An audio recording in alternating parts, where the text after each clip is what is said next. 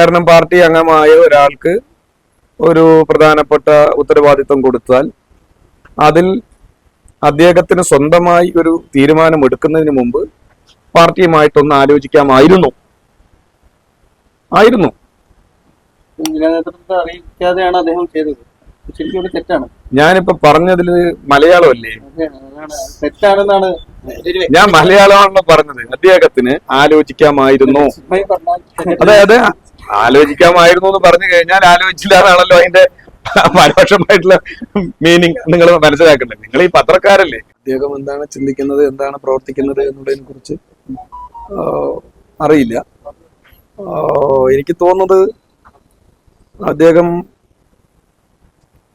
Party വിടാൻ സാധ്യതയില്ല എന്നാണ് എനിക്ക് തോന്നുന്നത്. നിങ്ങളിപ്പോ പറഞ്ഞത് ഊഹാഭോഗമല്ലേ. നമുക്ക് നിങ്ങൾ പറയുന്ന ഊഹാഭോഗത്തിൽ വെച്ചിട്ട് മറുപടി പറയാൻ സാധ്യമല്ല. മാത്രമല്ല അദ്ദേഹം ഇപ്പോഴും പാർട്ടി മെമ്പർഷിപ്പുള്ള ആളാണ്.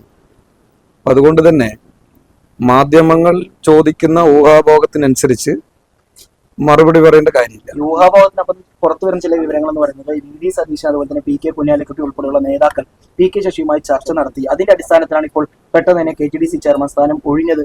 അത് കാലാവധി തീരാൻ ഇനിയും ദിവസങ്ങളുണ്ടായിരുന്നു. നിങ്ങളുടെ അത് തെളിവുണ്ടോ? അല്ല, നിങ്ങൾക്ക് തെളിവുണ്ടോ? തെളിവുണ്ടോ? നിങ്ങൾ ഈ പറഞ്ഞ കാര്യത്തിന് വല്ല തെളിവുണ്ടോ എന്നാ ഞാൻ ഇപ്പൊ മറുപടി പറയാം.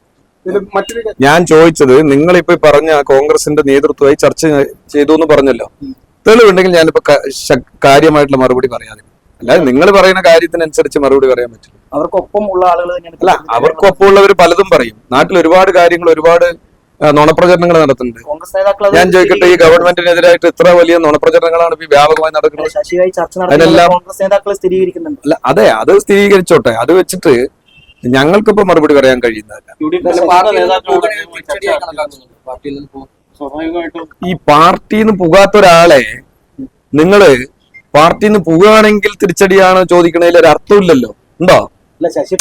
ഞാൻ പറയുന്നത് പാർട്ടിയിൽ നിന്ന് അദ്ദേഹം നിലവിൽ പോയിട്ടുണ്ട് എന്ന് എനിക്ക് തോന്നുന്നില്ല. പോയിട്ടില്ലല്ലോ.